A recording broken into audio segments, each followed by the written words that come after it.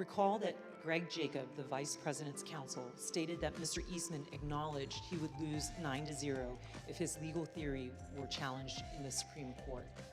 Mr. Cipollini had reviewed Mr. Eastman's legal theory and expressed his view repeatedly that the Vice President was right. He even offered to take the Vice President. I thought that the Vice President did not have the authority to do what was being suggested under a proper reading of the law. I conveyed that. Okay. I think I actually told somebody that, in the Vice President's, just blame me. I'm not a politician. I don't, but I just said, I'm a lawyer. This is my legal opinion.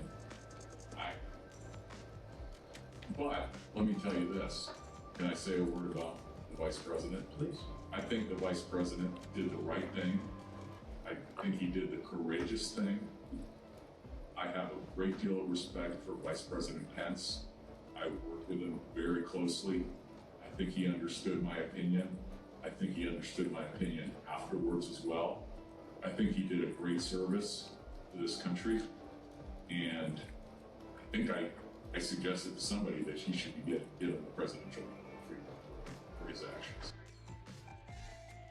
Earlier this year, a federal district court judge concluded that President Trump and Mr. Eastman, relying on Mr. Eastman's theory, more likely than not violated multiple federal criminal laws in their pressure campaign against the Vice President. Also recall earlier in this hearing, we saw that Rudy Giuliani's team did not have actual evidence of fraud sufficient to change the result of the election.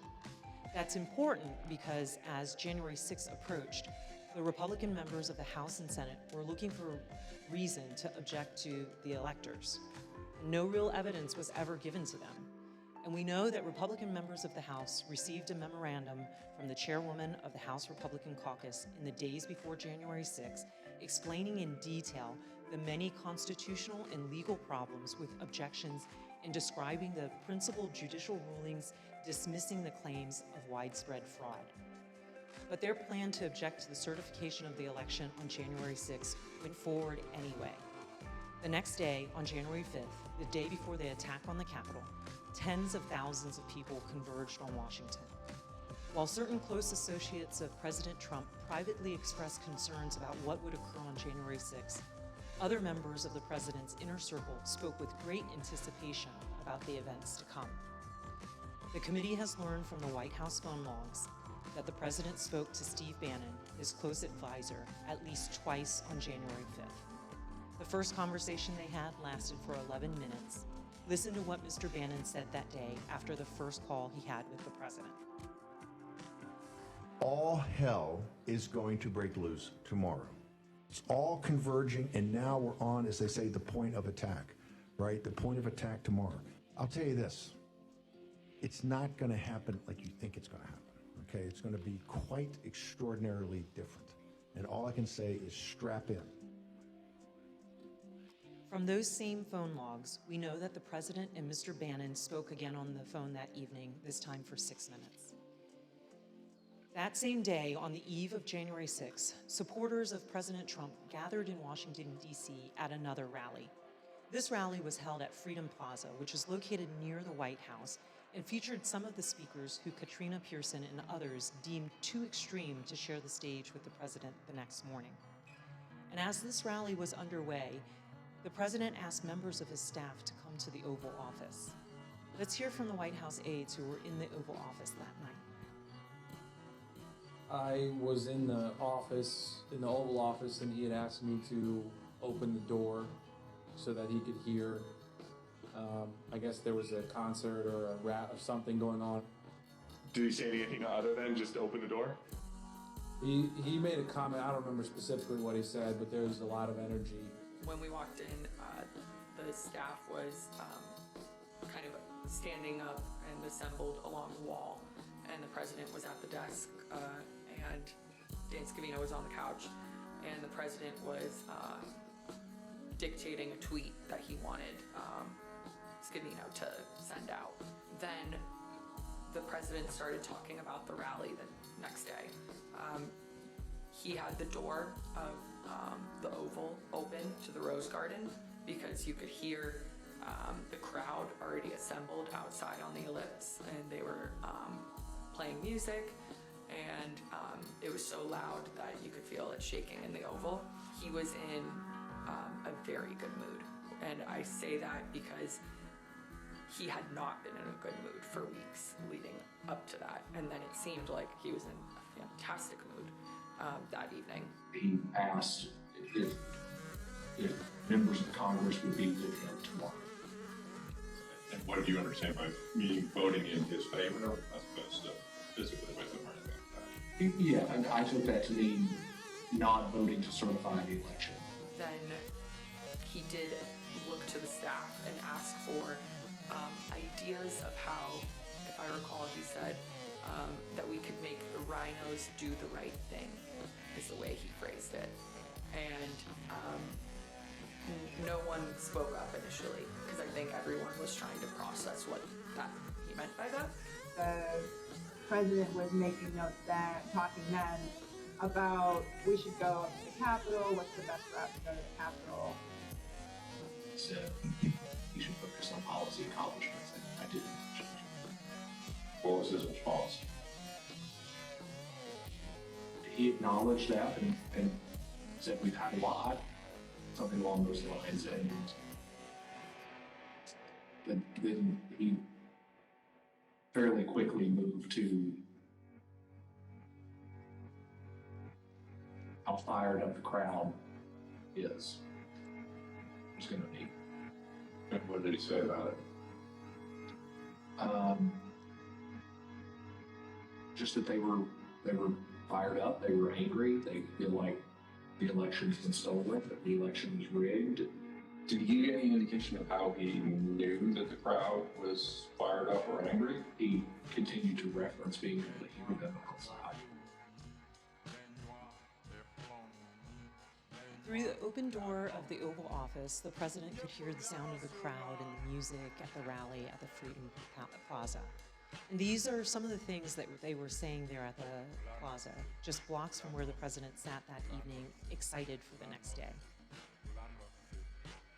This is nothing less than an epic struggle for the future of this country between dark and light, between the godly and the godless, between good and evil.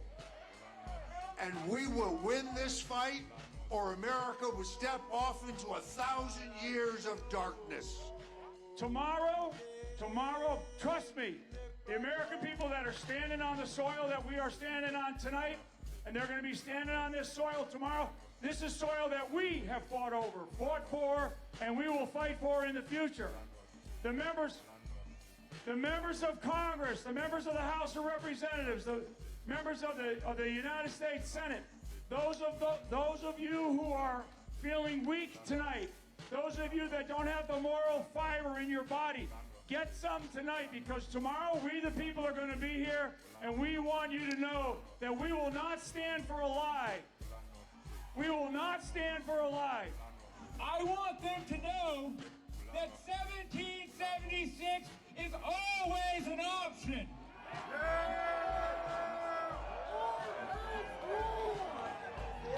These degenerates in the deep state are going to give us what we want, or we are going to shut this country down. It's 1776! 1776! 1776! 1776! At 5:05 p.m., as the Freedom Plaza rally was underway just blocks away, President Trump tweeted, "Washington is being inundated with people who don't want to see an election victory stolen by emboldened radical left Democrats. Our country has had enough. They won't take it anymore." To the crowds gathering in D.C., he added, "We hear you and love you from the Oval Office." The committee has learned that on January 5th, there were serious concerns at Twitter about the anticipated violence the next day. Listen to what the Twitter witness told us about their desperate efforts to get Twitter to do something. What was your gut feeling on the night of January 5th? I believe I sent a Slack message to someone that said something along the lines of, when people are shooting each other tomorrow, I will try and rest in the knowledge that we tried. And so I went to, I don't know that I slept that night, to be honest with you. I was on pins and needles, because again, for months I had been begging and anticipating and attempting to raise the reality that if we made no intervention into what I saw occurring, people were going to die. And on January 5th, I realized no intervention was coming. Even as hard as I had tried to create one or implement one, there was nothing, and we were at the whims and the mercy of a violent crowd that was locked and loaded. And just for the record, this was content that was echoing statements by the former president, but also Proud Boys and other known violent extremist groups. Yes. There were also concerns among members of Congress. We have a recently released recording of a conversation that took place among Republican members in the U.S. Capitol on the eve of January 6th. This is Republican Congresswoman Debbie Lesko from Arizona, who led some of the unfounded objections to the election results. I also asked leadership to come up with a safety plan for members. I'm actually very concerned about this because we have who knows how many hundreds of thousands of people coming here. We have Antifa. We also have, quite honestly, Trump supporters who actually believe that we are going to overturn the election. And when that doesn't happen, most likely will not happen, they are going to go nuts. That same evening, as President Trump listened to the rally from the Oval Office, he was also working on his speech to be delivered the next day. And based on documents we've received from the National Archives, including multiple drafts of the president's speech, as well as from witness testimony, we understand how that speech devolved into a call to action and a call to fight. One of the first edits President Trump made to his speech was to incorporate his 5:05 p.m. tweet, revising his speech to say, "All of us are here today, do not want to see our election victory stolen by emboldened radical left Democrats. Our country has had enough. We will not take it anymore." He also added, "Together, we will stop the steal." President Trump's edits continued into the morning of January 6th. And as you can see from the president's daily diary here, the president spoke to his chief speechwriter, Stephen Miller, for over 25 minutes that morning. Following his call with Mr. Miller, President Trump inserted for the first time a line in his speech that said, quote, "And we will see whether Mike Pence enters history as a truly great and courageous leader. All he has to do is refer the illegally submitted electoral votes back to the states that were given false and fraudulent information where they want to recertify." No prior version of this speech had referenced Vice President Pence or his role during the joint session on January 6th. These last-minute edits by President Trump to his speech were part of the president's pressure campaign against his own vice president. But not everyone wanted these lines regarding the vice president included in the president's speech, including White House lawyer Eric Hirschman. Did you ever speak to anybody in the White House at the time about this disagreement between the president and the vice president, other than the president, based on the objection from your counsel?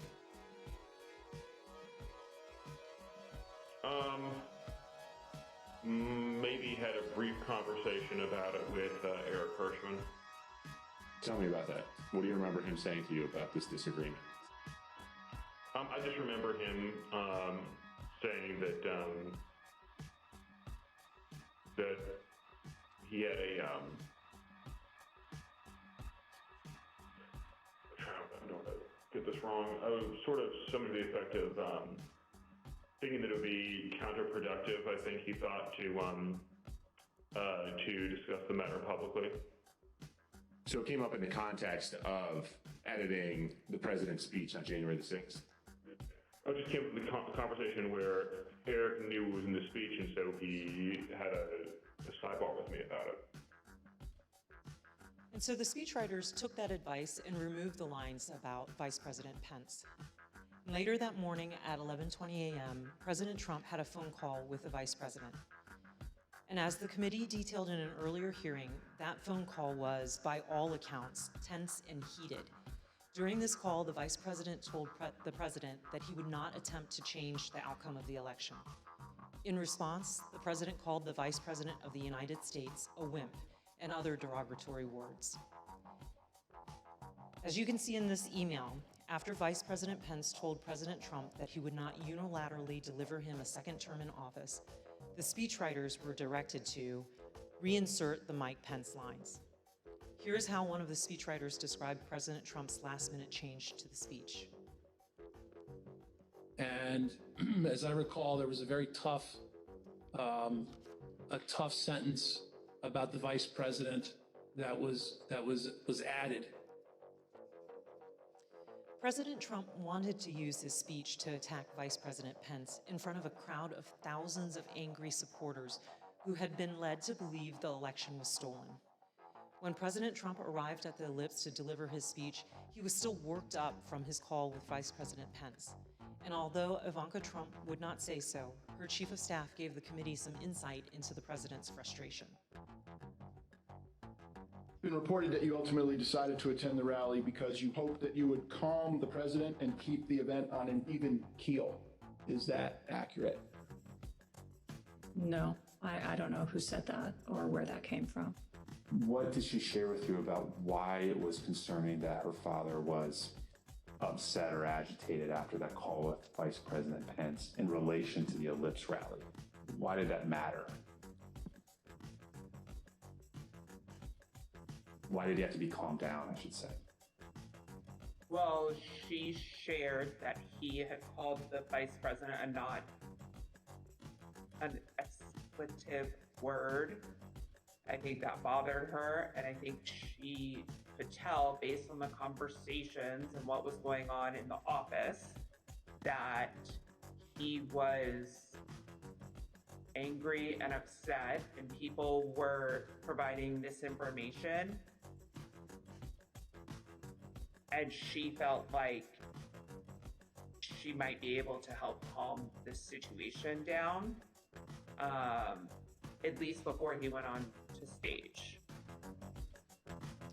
The president did go on stage, and then he gave the speech that he wanted to give.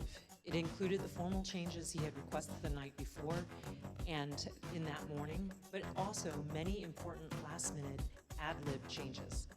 A single scripted reference in the speech to Mike Pence became 8. A single scripted reference to rally-goers marching to the Capitol became 4, with President Trump ad-libbing that he would be joining the protesters at the Capitol. Added throughout his speech were references to fighting and the need for people to have courage and to be strong. The word peacefully was in the staff-written script and used only once. Here are some of these ad-lib changes that the president made to his speech. Because you'll never take back our country with weakness. You have to show strength and you have to be strong. So I hope Mike has the courage to do what he has to do. And I hope he doesn't listen to the rhinos and the stupid people that he's listening to. We fight like hell. And if you don't fight like hell, you're not going to have a country anymore. But we're going to try and give our Republicans, the weak ones, because the strong ones don't need any of our help. We're going to try and give them the kind of pride and boldness that they need to take back our country. So let's walk down Pennsylvania Avenue. White House counsel Pat Cipollone and his deputy did not attend the speech, and they were concerned that the statements in the speech about the election were false. In fact, the message that President Trump delivered that day was built on a foundation of lies. He lied to his supporters that the election was stolen. He stoked their anger. He called for them to fight for him. He directed them to the U.S. Capitol. He told them he would join them. And his supporters believed him, and many headed towards the Capitol. As a result, People died.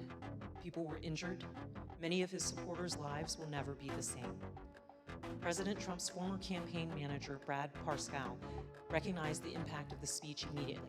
And this is what he said on January 6th in excerpts from text messages to Katrina Pearson. Mr. Parscale said, quote, "This is about Trump pushing for uncertainty in our country, a sitting president asking for civil war."